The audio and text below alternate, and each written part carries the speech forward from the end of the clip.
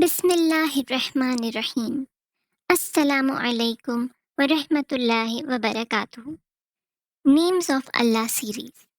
We have started this series for the benefit of everyone to understand and get closer to Allah. Join us in this humble journey as we explore and reflect upon the beautiful names and attributes of Allah. Hope you will also follow along as we delve deeper into our faith. Al-Latif, the knower of subtleties.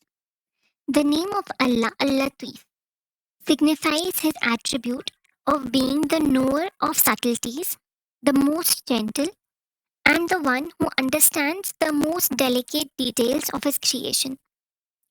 Al-Latif emphasizes Allah's deep understanding and awareness of the most intricate aspects of existence. Allah is the subtle one, the gracious, the one who is kind to his slaves and endows upon them and benefits his servants in imperceptible ways. Allah is the subtle planner who manifests and brings small events and details in our lives until he leads us to his qadr and we feel how everything falls into place. Indeed, without the help of Allah, we cannot be guided. Arabic root. The root lam, twa, fa denotes subtlety, gentleness, and awareness of delicate matters. It signifies the act of perceiving and understanding the most intricate details. This is the same root for the word wal yatalattaf, which is the middlemost word of the Quran and means to be cautious and behave with care and courtesy. Quranic context. The Quran describes Allah 7 times as Al-Latif.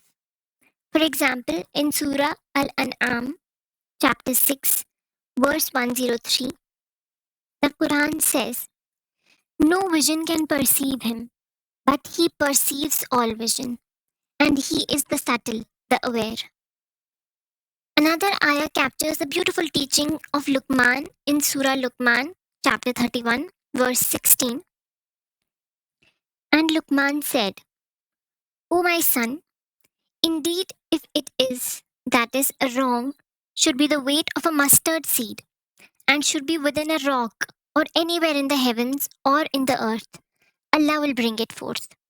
Indeed, Allah is subtle and aware." Allah often pairs his two names and describes himself as Allahu Latiful Khabir. This further accentuates Allah's attribute to say that he is not only all aware and all knowing, but it is to the extent that he knows the subtleties and he knows the minutiae, that is, minor details often of negligible importance. Hadith context.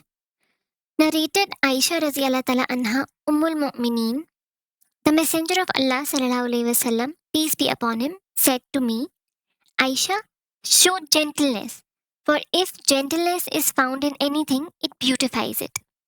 And when it is taken out from anything, it damages it."